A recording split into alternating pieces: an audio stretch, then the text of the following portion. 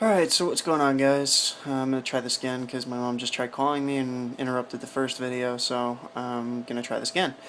Um, Basically, I'm gonna do a quick little update on the tank, and I apologize for not posting videos. I did record, but I just haven't had the chance to post. I made a video for you guys last week, but again, I didn't get the chance to post it. Um, so this is going to be kind of like a dual update. I'm going to do like a part 1 and part 2, and part 1 is going to be last week's, part 2 is going to be this week's. Um, so anyway, there's actually a couple of new additives to the tank. I did do a couple of things in the past week, and again, I've been working almost 36 hours a week, so it's a kind of a pain in the ass to make the videos and everything like that, but I'm really trying. Um, just while he's out and about right now, the clown knife is actually starting to get a little bit more ballsy since I moved his the UV sterilizer to the bottom. I moved the UV sterilizer down into the bottom corner as opposed to it being up in the upper corner, and ever since then he doesn't really know where to go. But it's kind of confusing though because I made him two hides. I made him one there, and I also made another one up over here. And they look like they're lit up like bright, but they're really not. It's not very bright at all. It's actually very, very dim, as opposed to it being as bright as it was. But I just thought it was something to add for him, just because nobody in the tank likes him. Everybody kind of picks on him. And I mean, they kind of create like a pecking order. It's kind of normal for fish to do that, so. But while he was out, I just wanted to show you guys how nice his spots are, and how nice of a fish he is, how well he's doing, and how healthy he is. He's a beautiful fish, absolute beautiful fish, and for $10, that couldn't go wrong. Especially being, I found him at a store the other day, and it was $150 for one that size. So, Jack Dempsey's doing very, very well. He kicked the crap out of my convict cichlid, and I'll show you her. He beat up her top fin. I know you guys can't really see her right now because she's in the dark, but he beat up her top fin pretty good, and they got into a pretty good scrap last night, and actually one of them almost jumped out of the tank. But they seem to have calmed down, and it was mostly because the convict was coming over onto this side of the tank where the Jack Dempsey stays at, to chase the clown knife around. So, and he doesn't really even bug anybody. Like I said, the clown knife just does his own thing, swims around, and typically just looks for food. But I'm trying to coax him to get into there, and I haven't had any success in doing it. And I mean, I'm really trying to get him in there because once he goes into one, he'll figure out that that's kind of like a safe zone for him, and I'm hoping we'll start using it more often. But anyway, the parrot cichlid is changing color really, really nicely. I also, like I said, I got a few new fish, one of which is a pink kissing gourami. The other one is a blue gourami, and it's actually a hybrid. It's actually mixed with a gold gourami. That's why he has that gold bottom. Then I got two clown loaches. Sorry for the wobbly camera. But I got two clown loaches. These guys have always wanted them. I was just always nervous because my Oscar would eat the koi catfish, but he doesn't seem to bug these guys at all. I also got my Pictus cat back. You can see him swimming around right there. Beautiful fish. I absolutely loved the Pictus cat that I had last time, but it ended up getting sick and dying on me when I was away from the house for 2 weeks. Basically, in the moving process, I lost it, and unfortunately, it ended up dying on me. But now I got one back. My Eclipse catfish is getting enormous, and I don't know where it's hiding at right now. I think it's hiding underneath this shelf here. But you can kind of see that fin there, and that fin there is the Eclipse catfish, and he is a freaking monster. I'm actually going to try to move the log and see if we can get him on camera, just because he's getting really big. Yeah, look at him. Beautiful. Ooh, shit. Convict just bit me in the hand. But yeah, beautiful fish. Also, my Refuel catfish is getting pretty large, too.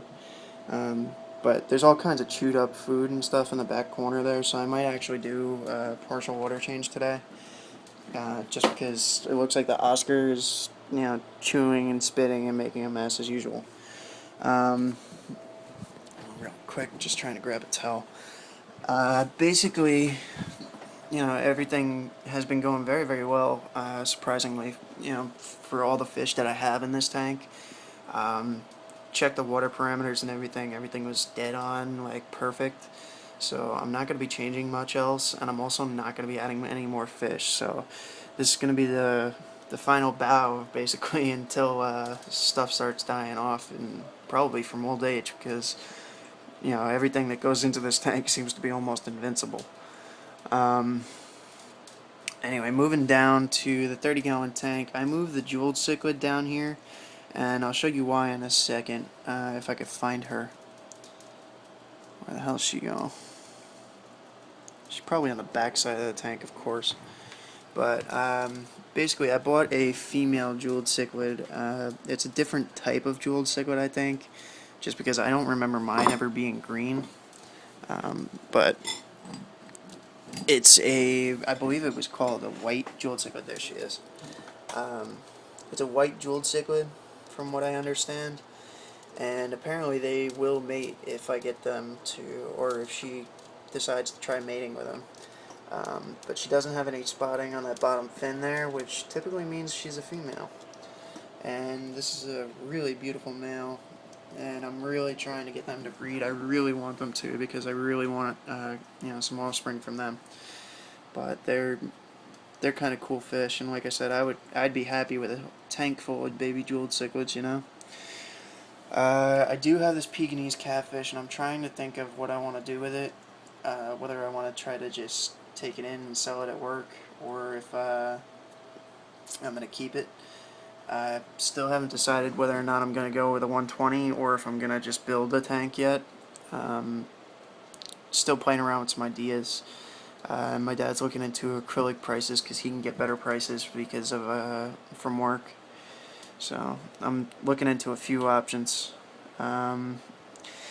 Right now, like I said, the 30-gallon tank is almost perfect. I can't really do much with it, just because it's kind of stocked with these stupid ass tetras and mollies and stuff. I really want to flush these things. I hate them. I might take them into work and see if somebody wants to just adopt these things, because personally I just don't like them. Even the mollies, they kind of bore me, and it's just a boring ass fish to me. I hate fish that just aren't like feisty and aggressive. But the crayfish, because I don't know, or in my previous video I showed you the big crayfish that I had. He got eaten by the Oscar. I thought they were gonna be okay because the crayfish was because the bigger crayfish was like pretty big now, and so I moved him into the big tank, and like I said, he got munched. So I have a baby one now. It's probably about 3 inches, and I'm just gonna leave it in the 30-gallon tank. It's not gonna get moved, but he's been building like a nest for the past like couple days, and built up a pretty nice rock wall across the bottom there. And then on the other side of the log, like right over here, he built up another rock wall that goes up, and then there's a tube like center there that he either jumps up onto and climbs through the hole, or he comes out through the bottom there. But I don't know why he's doing that. I'm hoping he's not laying eggs or something, because I don't want any more of them. But I don't know. Anyway, video's going on about 9 minutes, and I covered basically everything I wanted to cover. Like I said, the Oscar's doing way better. I know like I said in the video, or if you'll see in the video previous to this one, that she kind of looked like Harvey Two-Face for a little while. She basically was like split in half. Like it looked like her face was split in half. One side was lighter than the other, and I actually found out that it was an infection underneath her lower jaw here, on the left side of her, that was actually just causing the problem. And it was unfortunately, I think it's hole in the head disease. But I'm hoping it's not. It really, I mean, I can't even really see it that well, and it looks like she could have just knocked her jaw up against the log there and, messed herself up pretty good, which is also a possibility because she's an idiot and does that all the time. And the tank's kind of too small for her. But definitely one of my favorite fish, so it's never going out of this tank. And I wouldn't sell her for anything. But video's going on about 10 minutes 30 seconds now, so I'm gonna end the video at probably 11 minutes. I'm gonna shut up and let you guys check out the tank and see how they swim, and basically show you guys that, with the mixed variety of fish, they actually get along.